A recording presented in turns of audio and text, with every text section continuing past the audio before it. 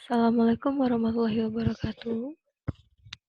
Pada pertemuan kelima ini, kita akan membahas materi tentang analisis common size.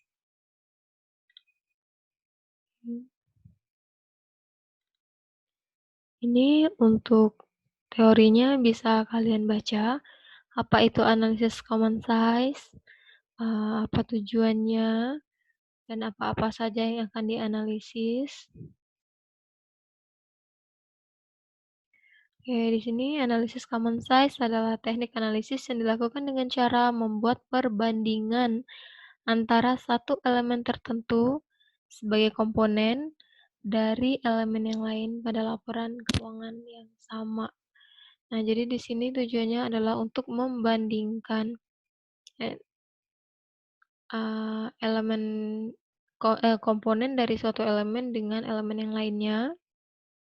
Jadi tujuannya untuk mendapatkan gambaran tentang komposisi dan proporsi investasi pada setiap jenis aktiva, struktur modal dan pendanaan, serta distribusi hasil penjualan pada biaya dan laba. Jadi di sini ada 3 subkomponen. Yang pertama adalah elemen-elemen aktiva, kemudian elemen-elemen pasifa, dan elemen-elemen laba rugi. Jadi untuk aktiva, akun-akun yang ada di aktiva tersebut dibandingkan dengan total aktiva. Sedangkan pada elemen pasifa, akun-akun yang ada pada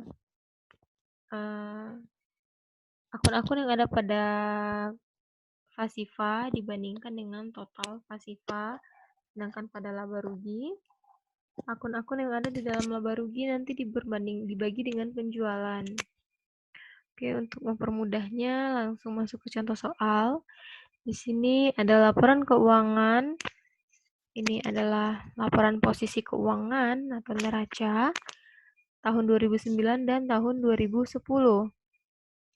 Ini adalah aset ya atau aktiva.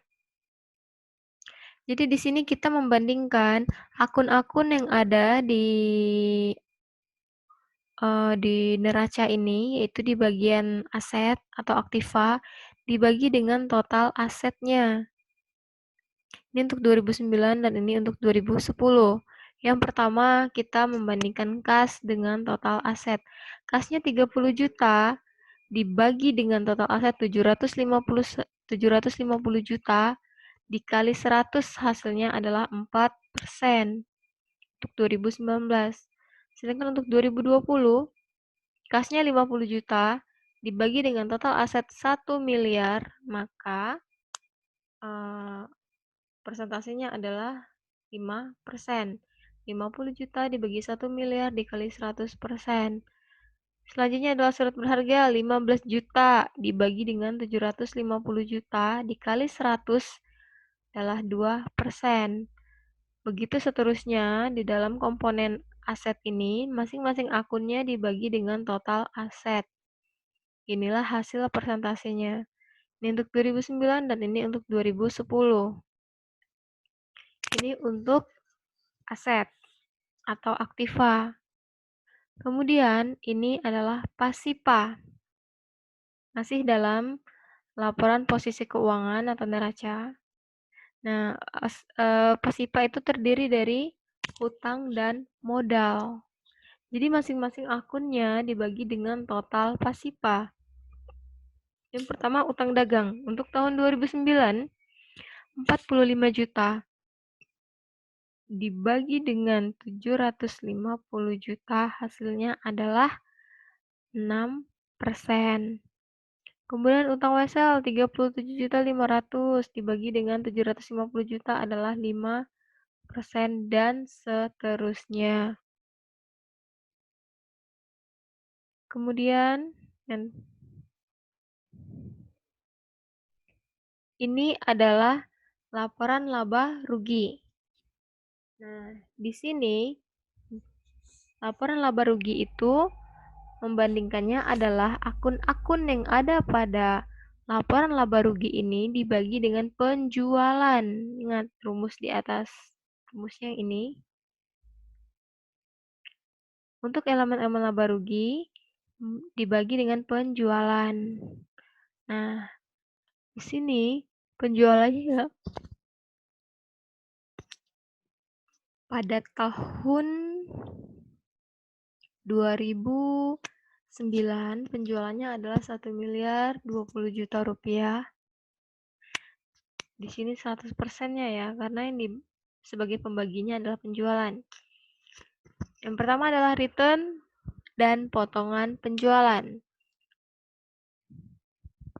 Nah, di sini 20 juta dibagi dengan 1.020.000.000 adalah 1,96%.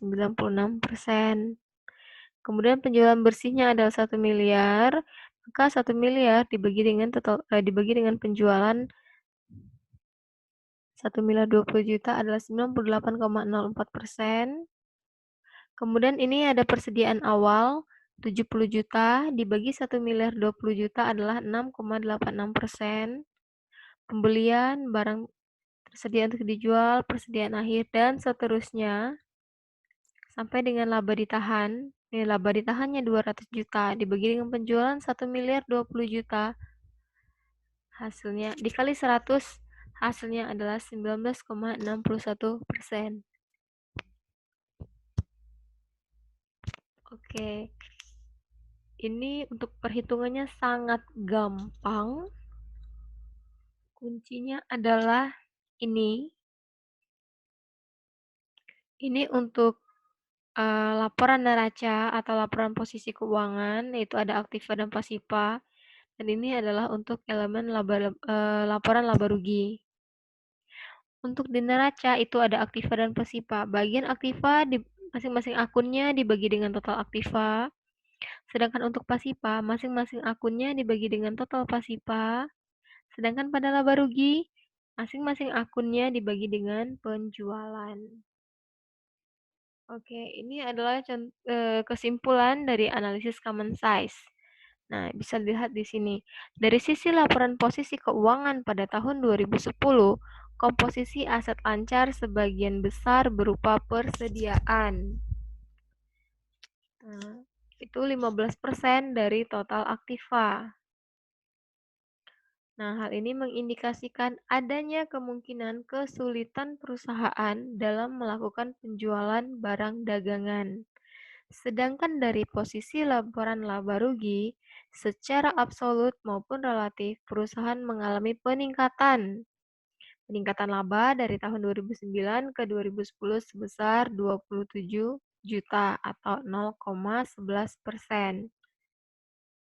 Nanti silakan diperbandingkan.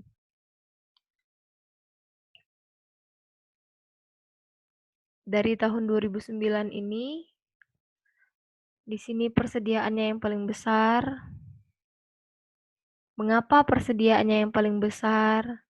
Kemudian yang paling kecil adalah beban dibayar di muka dan surat berharga.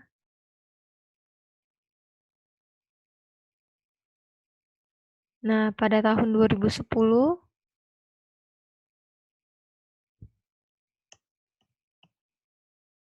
bisa dilihat hasil perhitungannya. Di sini surat berharganya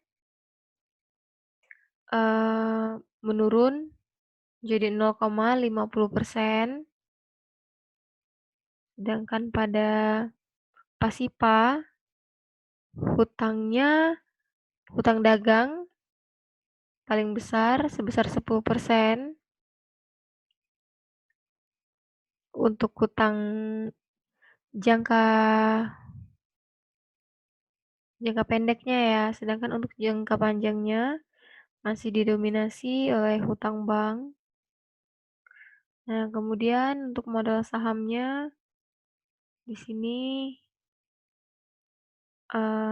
yang paling besar pada bagian modal yang paling besar adalah laba ditahan. Yang paling kecil adalah agio saham. Ini kalian analisis.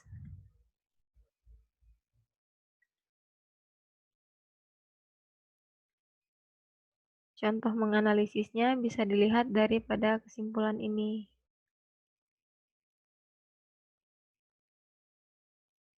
Untuk lebih jelasnya silakan baca buku Analisis Laporan Keuangan karangan Kasmir atau Sofyan Safri Harahap.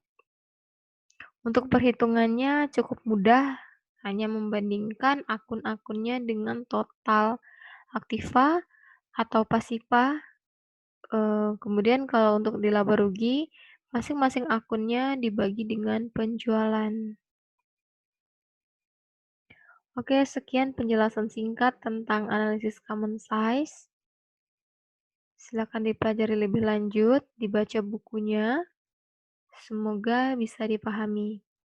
Cukup sekian penjelasan dari saya, kurang lebihnya saya mohon maaf. Assalamualaikum warahmatullahi wabarakatuh.